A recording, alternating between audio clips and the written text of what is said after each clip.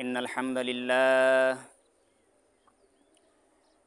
الحمد لله نحمده ونستعينه ونستغفره ونؤمن به ونتوكل عليه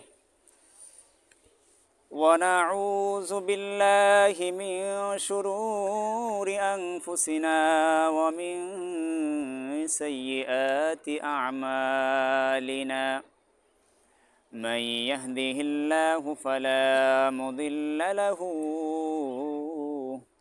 ومن يضلله فلا هادي له ونشهد أن لا إله إلا الله وحده لا شريك له ونشهد أن سيدنا وسندنا وحبيبنا ومولانا محمدا عبده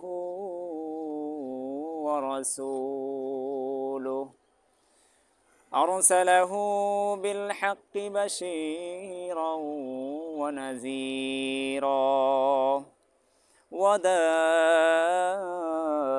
وداعيا إلى الله بإذنه وسراجا وقمرا منيرا فقد قال الله تعالى في كلامه المجيد وفي فرقانه الحميد أعوذ بالله من الشيطان الرجيم بسم الله الرحمن الرحيم وكذلك أوحينا إليك روحا من أمرنا ما كنت تدري ما الكتاب ولا الإيمان ولكن جعلناه نورا نهدي به من نشاء من عبادنا وإنك لتهدي إلى صراط مستقيم وقال رسول الله صلى الله عليه وسلم أعظم الأيام عند الله يوم النحر ثم يوم الفطر أو كما قال النبي صلى الله عليه وسلم فقد قال الله تعالى في شان حبيبه إن الله وملائكته يصلون على النبي يا أيها الذين آمنوا صلوا عليه وسلموا تسليما اللهم شغل بوري محبة الشهيد صلي على سيدنا مولانا محمد وعلى آل سيدنا مولانا মুহাম্মদ তাহাজ্জুদের যাই নামাজে মরণ দিও প্রভু আমায় ইকামাতে দ্বীনের কাজে কবুল করে নিও আমায় আল্লাহুম্মা সাল্লি আলা সাইয়্যিদিনা মাওলানা মুহাম্মদ ওয়া আলা আলি সাইয়্যিদিনা মাওলানা মুহাম্মদ। ওগো রাসূল, প্রিয় রাসূল, প্রাণের রাসূল। ওগো রাসূল, প্রিয় রাসূল, প্রাণের রাসূল। তোমারই জন্যে বিশ্বে মোরা আলো পেয়েছি, পেয়েছি কুল। আল্লাহুম্মা সাইয়্যিদিনা মাওলানা মুহাম্মদ ওয়া আলা আলি সাইয়্যিদিনা মাওলানা মুহাম্মদ। বালাগাল উলা বিকামালিহি কাশাফাদ দুজা বিজামালিহি হাসুনাত জামিউ খিসালিহি সাল্লু আলাইহি ওয়া আলিহি।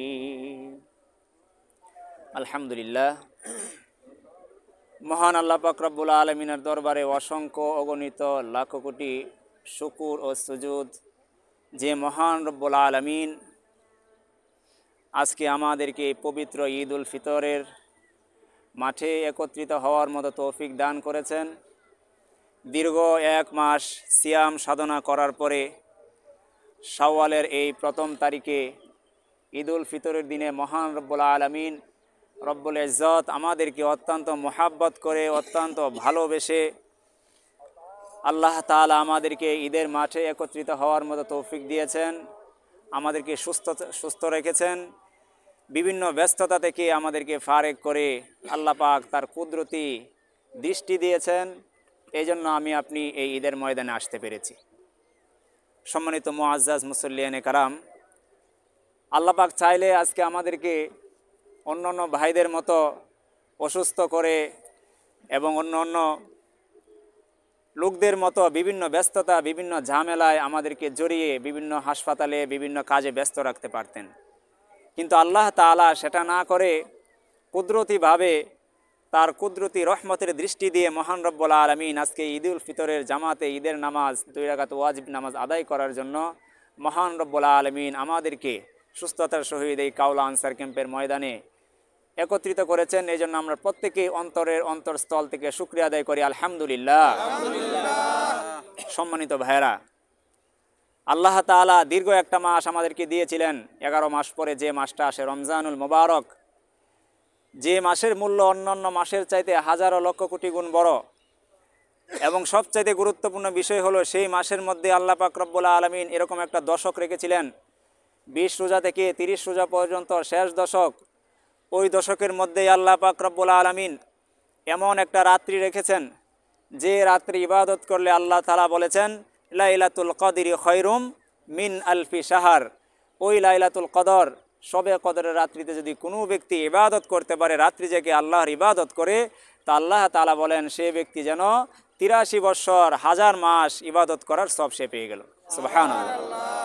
এই জন্য সম্মানিত হাজির, আমরা সেই সবের মাস অতিবাহিত করে এসেছি।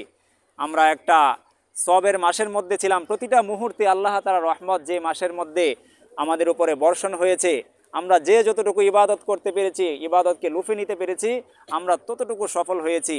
আর হাদিসের মধ্যে তো এসেছে যারা রমজান মাস পায় আর রমজান মাস পাওয়ার পরে নিজের গুনাহকে মিটাইয়া দেয়, তা আল্লাহর নবী বলেছেন তারা ধ্বংসপ্রাপ্ত হয় না, কিন্তু যারা নিজের গুনাহকে রমজান পাওয়ার পরেও মিটাইতে না পারে তারা ধ্বংস হয়ে যায়। নাউজুবিল্লাহ। তা আমরা আশা করি আল্লাহ তাআলা আমাদেরকে রমজান মাস দিয়েছিলেন, আমরা হয়তো সেই নিজেদের গুনাহগুলোকে পোড়াইয়া দিতে সক্ষম হয়েছি। এখন আমাদের কি করণীয়? রমজান মাস চলে গিয়েছে, বাকি 11 মাস আমরা কিভাবে চলবো, কি করব? ঈদ উল ফিতর আমাদেরকে সেই শিক্ষা দেয়। রমজান আমাদেরকে শিক্ষা দিয়ে গেছে তাকওয়া। আল্লাহ তাআলা কোরআনের মধ্যে বলেছেন কুতিবা আলাইকুমুস সিয়াম কামা কুতিবা আলাল্লাযীনা মিন ক্বাবলিকুম লাআল্লাকুম তাত্তাকুন। রমজান মানুষকে তাকওয়া, আল্লাহ ভীতি, আল্লাহর ভয় শিক্ষা দিয়েছেন।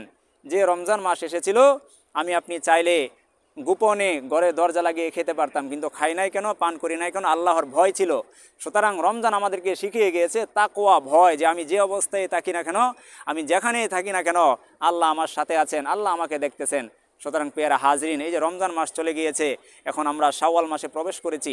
এখনও আমরা মনে করব যে রমজান মাসে আল্লাহ তাআলাকে যেভাবে ভয় করে আমরা খাবার দাবার থেকে বিরত থেকেছি, এখনও আমরা এই মাসগুলোতে আল্লাহ তাআলার ভয়ে অন্যায় কাজ থেকে, মিথ্যা কথা, পাপাচার, জিনা, বেবিচার এই সমস্ত কাজ থেকে আমার আপনার বিরত থাকা এই রমজানের আমাদের শিক্ষা। সম্মানিত হাজরিন, আজকে আমরা ঈদুল ফিতরের মাঠে উপস্থিত হয়েছি। সম্মানিত হাজরিন, ঈদ মানে কি? ঈদ মানে হলো আনন্দ, খুশি। আরবি পরিভাষায় ঈদ শব্দটা আউদুন মাজদার থেকে, আর ঈদ শব্দের অর্থ হলো খুশি, আর এর আরেকটা অর্থ হলো ঈদ মানে বারবার ফিরে আসা, একের পর এক আসা। যেহেতু ঈদটা আমরা বৎসরে 2 বার পাই, প্রতি বৎসরে ঘুরে ঘুরে আমাদের মাঝে এসে উপস্থিত হয়, এই জন্য ঈদটাকে ঈদ বলা হয় বা খুশির দিন বলা হয়। সম্মানিত হাজরিন, এই ঈদের সূচনা কিভাবে হয়েছিল? ইতিহাস ঘাটলে, হাদিস ঘাটলে দেখা যায় যে আল্লাহর নবী সাল্লাল্লাহু আলাইহি সাল্লাতু ওয়াসসালাম যখন কাফেরদের অত্যাচারে অতিষ্ঠিত হয়ে মক্কা থেকে হিজরত করে আল্লাহ তাআলার হুকুমে মদিনায় গিয়েছিলেন, ঠিক ওই মুহূর্তে মদিনায় যাওয়ার পরে আল্লাহর নবী সাল্লাল্লাহু আলাইহি সাল্লাতু ওয়াসসালাম দেখলেন যে মদিনার যে সমস্ত আনসার সাহাবায়ে কেরাম ছিল, আনসার লোকেরা ছিল, অন্য লোকেরা ছিল, ইহুদিরা ছিল, তারা 2টা দিনে বৎসরে আনন্দ উল্লাস করে, খেলাধুলা করে, ওরা অনেক আনন্দ প্রকাশ করে। তো আল্লাহর নবী সাল্লাল্লাহু আলাইহি সাল্লাতু ওয়াসসালাম ওই সমস্ত লোকদেরকে জিজ্ঞাসা করলেন যে, হে ভাই, তোমরা এই 2টা দিনে কেন আনন্দ উল্লাস করো, কেন ফুর্তি করো, কেন খেলাধুলায় তোমরা ব্যস্ত হয়ে যাও? তখন ওই সমস্ত লোকেরা বলল যে, হে আল্লাহর নবী, আমরা জাহেলি যুগ থেকে, ইসলাম আসার পূর্বের যুগ থেকে, অন্ধকার যুগ থেকেই আমরা এই 2টা দিনে আনন্দ উল্লাস করে আসছি, সুতরাং আমরা এখনও এটা করে থাকি। নবীজি সাল্লাল্লাহু আলাইহি সাল্লাতুর সাথে সাথে বললেন, ইন্নাল্লাহা ক্বাদ আবদালাকুম বিহিমা খায়রাম মিনহুমা ইয়াউমাল ফিতরি ওয়া ইয়াউমাল আযহা। নবীজি সাল্লাল্লাহু আলাইহি সাল্লাতু ওয়াসাল্লাম সমস্ত লোকদেরকে বলে দিলেন যে আজকের পর থেকে তোমরা আর এই আনন্দ করবে না, তোমরা এই আনন্দর পরিবর্তে আল্লাহ তাআলা তোমাদেরকে 2টা আনন্দের দিন দিয়েছেন। একটা হলো ঈদুল আজহা, কুরবানির ঈদ, আর একটা হলো ঈদুল ফিতর এবং রোজার ঈদ। সুবহানাল্লাহ। সেই থেকে নবীজি সাল্লাল্লাহু আলাইহি সাল্লাতু ওয়াসাল্লাম যখন ঘোষণা করলেন যে তোমরা ওই আনন্দ ছেড়ে দিয়ে তোমরা ইসলামী রীতিনীতি মেনে 2টা দিনে তোমরা আনন্দ প্রকাশ করবে, সেটা হলো একটা এই আজকে যে আমরা উপস্থিত হয়েছি ঈদুল ফিতর, আর একটা দ্বিতীয় হলো ঈদুল আজহা। সম্মানিত হাজিরিন, এই ঈদুল ফিতর এবং এই ঈদুল আজহার যে রাত বা দিন রয়েছে, সেই রাতে এবং দিনের বিশেষ ফজিলত রয়েছে। আমরা যে রাতটা অতিবাহিত করে এসেছি, এই রাতের অনেক ফজিলত রয়েছে। হাদিসের কিতাবের মধ্যে এসেছে, নবীজি সাল্লাল্লাহু আলাইহি সাল্লাতু ওয়াসাল্লামের এক সাহাবী হযরত আব্দুল্লাহ ইবনে কুত রাদিয়াল্লাহু তাআলা আনহু, উনি ওনার হাদিসটা এসেছে মুসনাদে আহমদের মধ্যে 19075 নম্বর হাদিস। সেই হাদিসের মধ্যে উনি বলেন যে নবীজি সাল্লাল্লাহু আলাইহি সাল্লাতু ওয়াসাল্লাম বলেছেন, আযমুল আইয়াম ইনদাল্লাহি ইয়াউমান নাহরি সুম্মা ইয়াউমাল ফিতরি। তো ওই সাহাবী বলেন যে নবীজি সাল্লাল্লাহু আলাইহি সাল্লাতু ওয়াসাল্লাম বলেছেন যে দুনিয়াতে সবচাইতে উত্তম যদি কোনো দিন থেকে থাকে, সেই উত্তম দিনের মধ্যে সবচাইতে উত্তম দিন হলো 2টা। এক হলো ঈদুল ফিতরের দিন এবং আরেকটা হলো ঈদুল আজহার দিন। সুবহানাল্লাহ। এরকমভাবে সম্মানিত হাজিরিন, আমরা ঈদুল আজহা, ঈদুল ফিতরের যে রাতটা অতিবাহিত করে এসেছি, সেই রাতেরও কিন্তু অনেক ফজিলত রয়েছে। এরকমভাবে সুনান ইবনে মাজার 1782 নম্বর হাদিসের মধ্যে হযরতে আবু উমামা রাদিয়াল্লাহু তাআলা আনহু বলেন যে নবীজি সাল্লাল্লাহু আলাইহি সাল্লাতু ওয়াসাল্লাম বলেছেন, মান কামা লাইলাতাল ঈদাইন মুহতাসিবান লিল্লাহি লাম ইয়ামুত কলবুহু ইয়াউমা তামুতুল কুলুব। ওই সাহাবী বলতেছে যে নবীজি সাল্লাল্লাহু আলাইহি সাল্লাতু ওয়াসাল্লাম আমাদেরকে বলেছেন যে যারা 2 ঈদের রাতে, ঈদুল ফিতরের রাতে এবং ঈদুল আজহার রাতে রাত্রি জেগে আল্লাহ তাআলার কাছে সওয়াবের আশায়, সওয়াবের প্রত্যাশায় ইবাদত করবে, তো আল্লাহ নবী বলেন যে হাসরের সেই কঠিন ময়দানে একটা পর্যায়ে দেখা যাবে যে কিছু কিছু মানুষের অন্তর অন্ধকারে চেয়ে যাবে, কালো হয়ে যাবে, তাদের অন্তর অন্ধকার হয়ে যাবে, মরে যাবে। কিন্তু যারা 2 ঈদের রাতে রাত্রি জেগে আল্লাহর সন্তুষ্টির জন্য ইবাদত করেছে বা ইবাদত করবে, সে হাসরের কঠিন ময়দানে অন্য মানুষের অন্তর মরে যাবে, কিন্তু ওই সমস্ত ব্যক্তিদের অন্তর মরবে না। সুবহানাল্লাহ। যে রাতটা আমরা অতিবাহিত করেছি। সম্মানিত হাজিরিন, এরকমভাবে এই যে ঈদের দিন, হাদিসের মধ্যে এসেছে রোজাদারদের জন্য 2টা খুশির মুহূর্ত। এর মধ্যে একটা হলো এই ঈদুল ফিতরের দিন মাঠে এসে ঈদের নামাজ পড়া। এটা হলো অন্যতম একটা খুশির দিন। আল্লাহ তাআলা যারা সারা মাস রোজা রেখেছে তাদের জন্য একটা খুশির ব্যবস্থা করেছেন। দ্বিতীয়ত হলো লিকাই রব্বি, আল্লাহ পাক রব্বুল আলামিনের সাক্ষাৎ, দিদার। যখন আমরা মৃত্যুবরণ করব, যখন আল্লাহ তাআলার সাথে সাক্ষাৎ করব, তখন রোজাদারদের আরেকটা আনন্দের সময় হবে। সম্মানিত হাজিরিন, আল্লাহ তাআলা আজকে আমাদেরকে পুরস্কার দিবেন।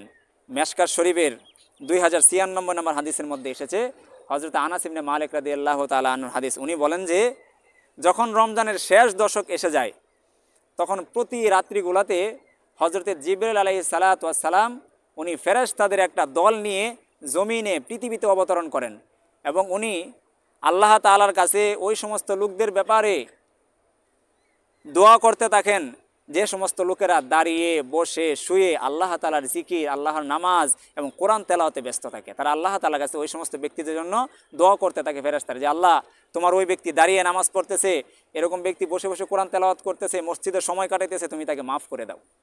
এরকমভাবে যখন ঈদের দিন আসে তখন আল্লাহ তাআলা ওই ফেরেশতাদেরকে আবার জিজ্ঞাসা করে যে ও ফেরেশতারা, যে দিন মজুর সারাদিন মজদুরি করে, সারাদিন সে মজুরি করেছে, সে তার মনিবের কাজকে সম্পাদনা করেছে, কাজকে পরিপূর্ণভাবে শেষ করেছে, তার প্রতিদান কি হতে পারে?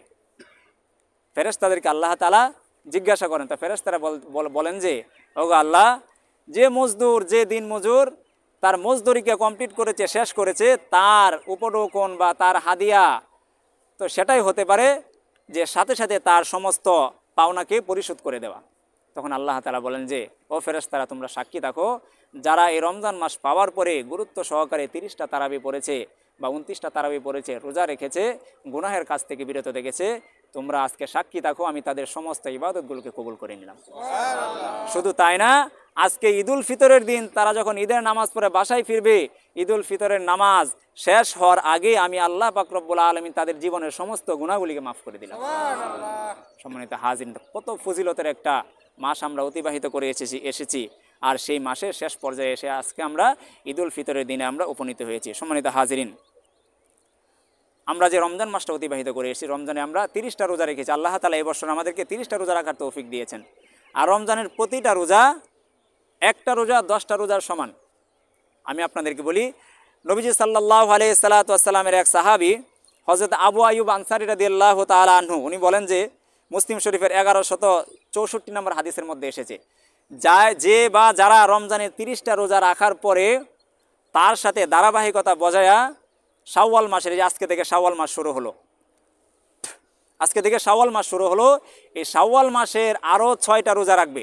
গ্রামের মানুষেরা বলে সয়ালের রোজা, আরবিতে হলো শাওয়াল, আরবিতে 12টা মাস, 10 নম্বর মাস হলো এই শাওয়াল মাস, 9 নম্বর মাস গেছে রমজান মাস। যারা রমজানে 30টা রোজা রাখার পরে এরকমভাবে শাওয়াল মাসে এসে তারা আরও 6টা রোজা রাখবে, তা আল্লাহর নবী বলেছেন যারা রমজানের 30টা রোজা রাখার পরে শাওয়াল মাসে আরও 6টা রোজা রাখবে, তারা যেন সারা বছর রোজা রাখলো। সুবহান, অর্থাৎ সারা বছর রোজা রাখার সব পাওয়া যাবে। তো এই হাদিসটা এসেছে মুসলিম শরীফের 1164 নম্বর হাদিস। আবু আইয়ুব আনসারী রাদিয়াল্লাহু তাআলা আনহু বলেন, মান সামা রমাদানা সুম্মা আতবাহু সিত্তাম মিন শাওয়াল কানা কাসিয়ামিদ দাহার। আবু আইয়ুব আনসারী রাদিয়াল্লাহু তাআলা আনহু বলতেছেন, যে ব্যক্তি রমজানের রোজা রাখবে সুম্মা আতবাহু সিত্তাম মিন শাওয়াল, এরপরে তার সাথে সাথে ঈদুল ফিতরের দিন থেকে নিয়ে শাওয়াল মাস শেষ হওয়া পর্যন্ত আরও 6টা রোজা রাখবে, কানা কাসিয়ামিদ দাহার, কেমন জানি সে ব্যক্তি সারা বছর রোজা রাখলো। আমরা জানি আরবিতে বৎসর হয় 360 দিনে, তাহলে আমরা 30টা রোজা, একটা রোজার মূল্য যদি 10 দিন হয়, 30টা রোজা রাখলে কত হয়? 300 দিন। তার মানে রমজানে আমরা 30টা রোজা রাখছি, তার মানে আমরা 300 দিন রোজা রেখে ফেলছি। তাহলে এক বছর পূর্ণ হইতে আরও কত দিন বাকি? 60 দিন বাকি। তাহলে এখন যদি আমরা শাওয়ালের আরও 6টা রোজা রাখি, 6 10 60, তাহলে রমজানে 30টা রাখার কারণে, রমজানে 30 রোজা রাখার কারণে আমরা 300 দিন কমপ্লিট করেছি। আর শাওয়ালে যদি আমরা আরও 6টা রোজা রাখতে পারি তাহলে কি হবে? ভাই আমরা একটু ফাঁকা জায়গাগুলো পূর্ণ করে অন্য অন্য ভাইদেরকে বসতে দিয়ে, যেহেতু আমাদের পার্টির সংকট, আমরা একটু নিজেরা একটু স্যাক্রিফাইস করে অন্য ভাইকে একটু জায়গায় বসার ব্যবস্থা করে দিই। তাহলে বোঝা গেল যারা শাওয়াল মাসেরও 6টা রোজা রাখবে, তা আল্লাহ পাক রব্বুল আলামিন বলেছেন ওই ব্যক্তি কেমন জানি সারা বছর রোজা রাখলো। সুবহানাল্লাহ, সারা বছর তো আমাদের পক্ষে রোজা রাখা সম্ভব না। সুতরাং রমজান মাসে আমরা 30টা রোজা রেখেছি, এখন এই শাওয়াল মাসের মধ্যে 30 দিনের মধ্যে আমরা 6টা রোজা অবশ্যই রেখে দিব। 2 দিন পরে 5 দিন পরে আমরা যদি নিয়াত করি, একটা রোজা যদি আমরা রেখে দিতে পারি, সারা বছর রোজা রাখার সব আমরা পেয়ে যাবো ইনশাল্লাহ। আমরা রাখবো তো সবাই ইনশাল্লাহ। সম্মানিত হাজিরিন, সময় খুব সংক্ষিপ্ত, অল্প কিছু কথা বলে কথা শেষ করে দেব। আমরা ঈদের দিন বিশেষ কিছু সুন্নত রয়েছে, যে সুন্নতগুলো আমরা অনেকে জানি বা অনেকে জানি না। যারা জানি তো আলহামদুলিল্লাহ আমল করার চেষ্টা করো, যারা জানি না আমরা এখন জানার পর থেকে আমল করার চেষ্টা করি। ঈদের দিন অন্যতম একটা সুন্নত হলো ঈদুল ফিতরের দিন, বিশেষ করে কিছু পার্থক্য আছে ঈদুল ফিতর এবং ঈদুল আজহার সুন্নতের মধ্যে কিছু পার্থক্য। ঈদুল ফিতরের দিন আমরা ঈদগাহে আসার পূর্বে কিছু মিষ্টি মুখ করে আসা, খেজুর, মিষ্টি জাতীয় সেমাই বা এরকম পায়াস এরকম কোনো কিছু খেয়ে আসা, এটা একটা নবীজির অন্যতম একটা সুন্নাত। নবী সাল্লাল্লাহু আলাইহি সাল্লাম এবং সাহাবা একরাম যখন ঈদগাহে যেতেন তখন ওনারা মিষ্টি মুখ করে খেজুর খেয়ে যেতেন।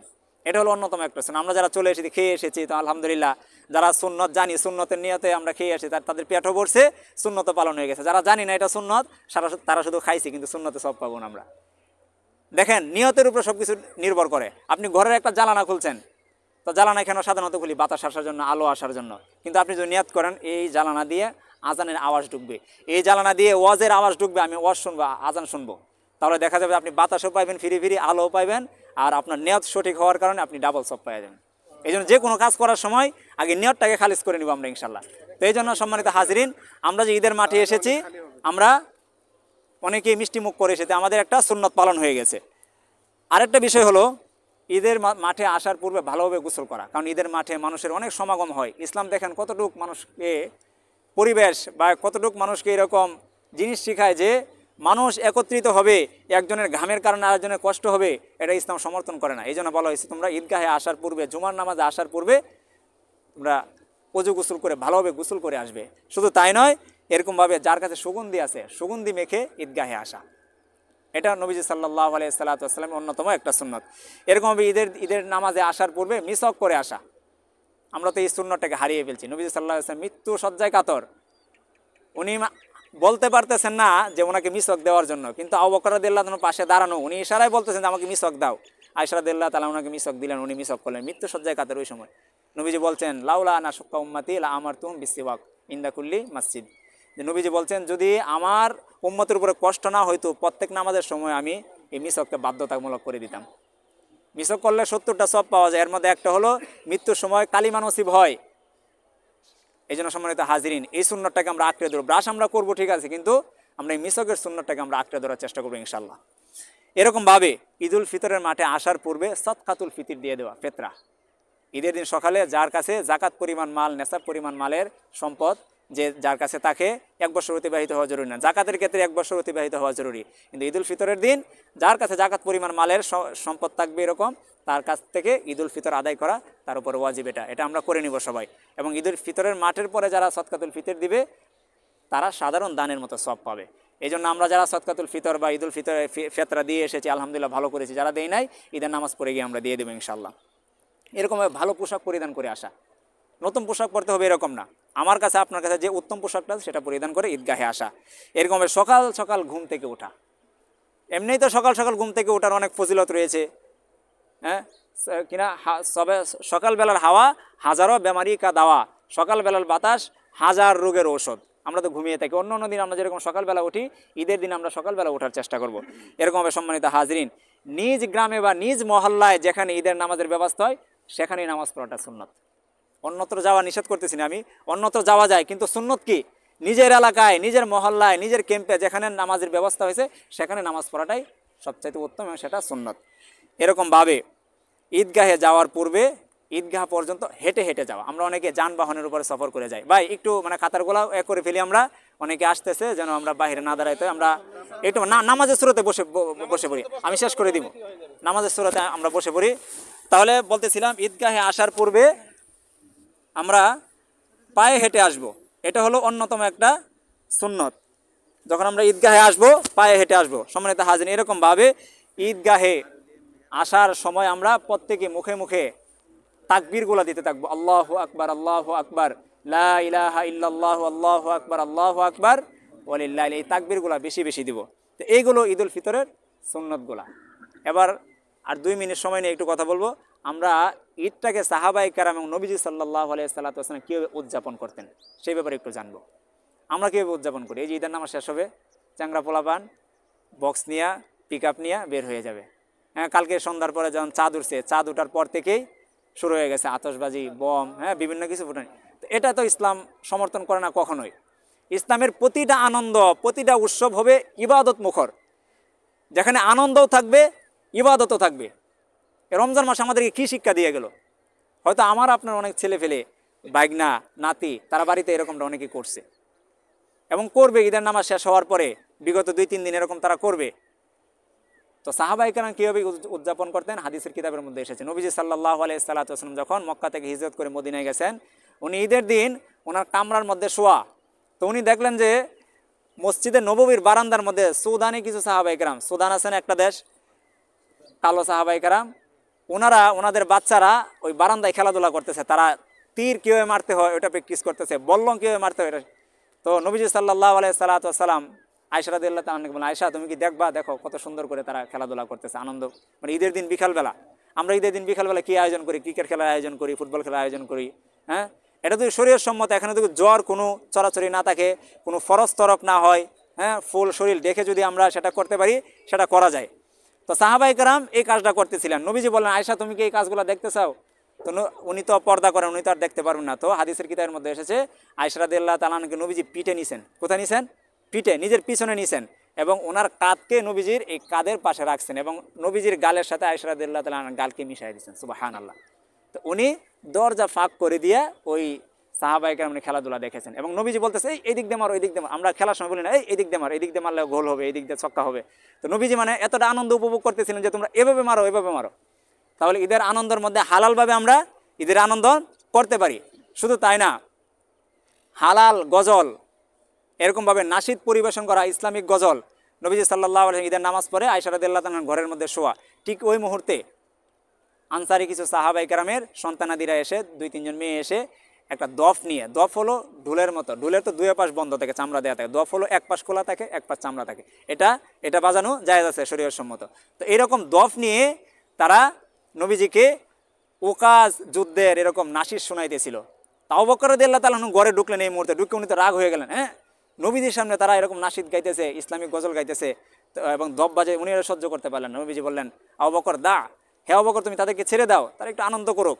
ঈদের দিন আমাদের আনন্দ, এটা হালাল বিনোদন, এটা হালাল এন্টারটেনমেন্ট, আমরা এটা করতে পারি। তার মানে এই সমস্ত এই 2টা হাদিস দ্বারা আমরা কি বুঝতে পারলাম? হালালভাবে যে সমস্ত বিনোদন রয়েছে আমরা সেটা করতে পারি। বন্ধু বান্ধব মিললে আমরা একটা ট্যুর দিলাম, এখানে একজনে কোরআন তেলাওয়াত করলো, দুজনে গজল গাইলো, শরীয়ত সম্মত আমরা খেলাধুলা করলাম, শরীয়ত সম্মত আমরা কাজগুলা করলাম, তাহলে এটা আমাদের জন্য সুন্দর হবে এবং এটা নেকিতে পরিণত হবে।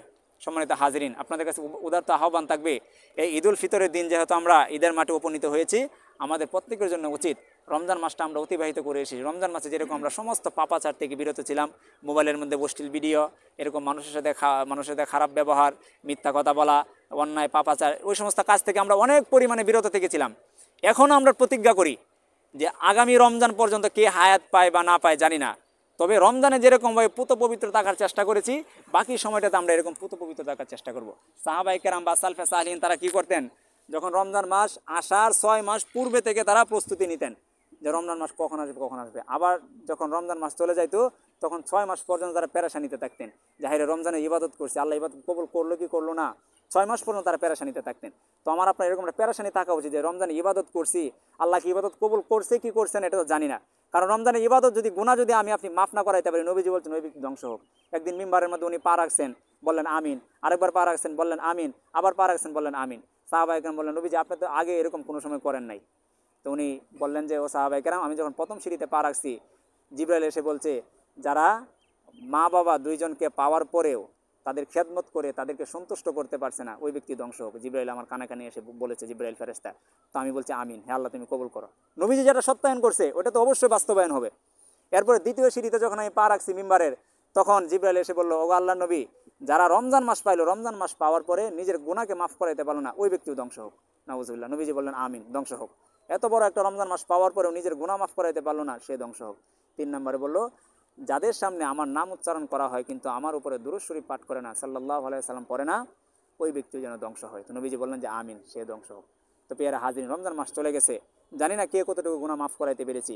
আজকে এই ঈদের মাঠ থেকে আমরা প্রতিজ্ঞা করি যে আমরা আল্লাহ তাআলার কাছে এই ঈদের মাঠে রোনাজারি করে কান্নাকাটি করে মাফ চাইবে যে আল্লাহ, রমজানে তো অনেক ইবাদতও করেছি, গুনাহও হয়ে গেছে, আল্লাহ বাকি জীবনে আর গুনাহ করবো না, তুমি আমার সমস্ত গুনাহগুলোকে মাফ করে গুনাহগুলোকে নেকিতে পরিণত করে দিয়ে আমাদেরকে ঈদের মাঠ থেকে ঘরে ফেরার তৌফিক দান করো। সম্মানিত হাজিরিন, আমরা সময় তো প্রায় হয়ে গেছে না? দেখ আলহামদুলিল্লাহ, সবাই যেহেতু আমরা চলে আসছি, আমরা আর দেরি করবো না ইনশাল্লাহ। আমরা যথা সময়ের মধ্যে ঈদের নামাজ শুরু করে দিব। তার আগে বলে রাখি, আমরা ঈদের নামাজের নিয়ত আমরা জানি, অনেকে আরবিতে জানি, অনেকে বাংলাতে জানি। তো আমাদের জন্য জরুরি হলো, আমরা যেহেতু বাঙালি, আমরা বাংলাতে, আল্লাহ তাআলা সব ভাষায় বুঝেন, বাংলাতে আমরা করে নিব। ঈদুল ফিতরে 2 রাকাত নামাজ হলো ওয়াজিব। কি নামাজ? ওয়াজিব নামাজ। তাহলে আমরা এভাবে নিয়ত করব, আমি এই ইমামের পিছনে ঈদুল ফিতরের 2 রাকাত ওয়াজিব নামাজ অতিরিক্ত 6 তাকবীরের সহিত কিবলামুখী হয়ে আদায় করিতেছি, আল্লাহু আকবার। এতটুকু বলা জরুরি না, নিয়ত করতে হয়, নিয়ত পড়তে হয় না। নামাজের বলেন, রোজার বলেন, সেহরির বলেন, ইফতারি বলেন, যাই কিছু বলেন, নিয়ত কি করতে হয়? করতে হয়। পড়তে হয় না, পড়া জরুরি না। অন্তরে অন্তরে সংকল্প, নিয়ত মানে কি? ইচ্ছা, সংকল্প করা। তো আমরা মনে মনে এই বিষয়টা খেয়াল করবো যে ঈদের ভিতরে 2 রাকাত ওয়াজিব নামাজ অতিরিক্ত 6 তাকবীরের সহিত ইমামের পিছনে আদায় করতেছি, আল্লাহু আকবার। আমরা এখানে কেন আসছি? ঈদের নামাজ আদায় করার জন্য আসছি না? এই মনে করেন নিয়ত হয়ে গেছে, ঠিক আছে, এটাই নিয়ত হয়ে গেছে। আচ্ছা যাক, তো আমরা ঈদের ভিতর নামাজের নিয়মটা একটু বলে দিই নাকি? যেহেতু বছরে 2 বার আসে, আমরা ভুলে যাই অনেকে, হাত তুলতে থাকি, হাত তুলতে কেমন বলে? 12 তাকবীর আছে, 6 তাকবীর আছে, আমরা সাধারণত 6 তাকবীর দিয়ে পড়ি। তাহলে আমরা কীভাবে পড়বো? প্রথমে তো আমরা দাঁড়াবো, সোজা হয়ে দাঁড়ায় আল্লাহু আকবার তাকবীরে তাহরিমা বলে আমরা হাত বাঁধবো, হাত বেঁধে আমরা সানা পড়বো। সানা সুবহানাকাল্লাহুম্মা ওয়া বিহামদিকা ওয়া তাবারাকা ইসমুকা ওয়া তাআলা জাদ্দুকা ওয়া লা ইলাহা গায়রুক। এই সানাটা পড়ার পরে 3টা তাকবীর দিব। আমরা কিন্তু হাত বাঁধাই, প্রথম হাত বাঁধলাম না, এটা হাত বাঁধা, আপনারা খেয়াল করেন, হাত বেঁধে রাখলাম, তো সানা পড়লাম, সানা পড়ে আল্লাহু আকবার, হাত ছেড়ে দিব, 1 তাকবীর, আল্লাহু আকবার, 2 তাকবীর, হাত ছেড়ে দিব, 3য় তাকবীর, আল্লাহু আকবার। বুঝতে পারছেন? 3য় তাকবীরের সময় হাত বেঁধে ফেলবো। প্রথম যে তাকবীর দিছি ওটা হলো তাকবীরে তাহরিমা, ওটা ফরজ। হ্যাঁ, ওইটা ছাড়া তো নামাজ, ওইটা ফরজ। নামাজে যে কয়টা ফরজ আছে, 13টা ফরজ না, 13 ফরজের মধ্যে তাকবীরে তাহরিমা বলে ওইটা একটা ফরজ। এরপরে যে 3টা তাকবীর দিলাম এটি হলো ওয়াজিব, অতিরিক্ত। আল্লাহু আকবার, আল্লাহু আকবার, আল্লাহু আকবার। 3য় তাকবীরের সময় আমরা হাত বেঁধে ফেলবো। হাত বেঁধে আউযু বিল্লাহ, বিসমিল্লাহ, সূরা ফাতিহা, সূরা ফাতিহার সাথে অন্য সূরা, রুকু সেজদা করে, এরপরে 2য় রাকাতের জন্য দাঁড়ায়া আবার সূরা ফাতিহা, সূরা ফাতিহার পরে একটা সূরা পড়া, রুকুর আগে আবার অতিরিক্ত 3টা তাকবীর 2য় রাকাতে। আল্লাহু আকবার 1 তাকবীর, আল্লাহু আকবার 2 তাকবীর, আল্লাহু আকবার 3 তাকবীর। 3টা শেষ হয়ে গেল। 4র্থ নম্বরে আল্লাহু আকবার বলে আমরা কোথায় যাব? রুকুতে যাব। রুকুতে যাব, কোথায় যাব? রুকুতে যাব। অতিরিক্ত 3টা দেওয়ার পরে 4র্থ নম্বরটা দিয়ে আমরা কোথায় যাব? রুকুতে যাব। বুঝতে পারছেন না সবাই? নাকি নামাজ দ্বারা তাকাবেন দেখে হ্যাঁ কি করে, কি করে? না, আপনার পড়ার দরকার না। হ্যাঁ, আমরা অনেক দিই তো, অনেকে মানে তাকাতুই করে। হ্যাঁ, এই জন্য বলে দিলাম, আলহামদুলিল্লাহ, যাতে কারো ভুল না হয়। হ্যাঁ, যাক আলহামদুলিল্লাহ। আর ঈদের অন্যতম একটা সুন্নত হলো, দেখা হইলে করবেন, সবাইকে ঈদ মুবারক বলবেন।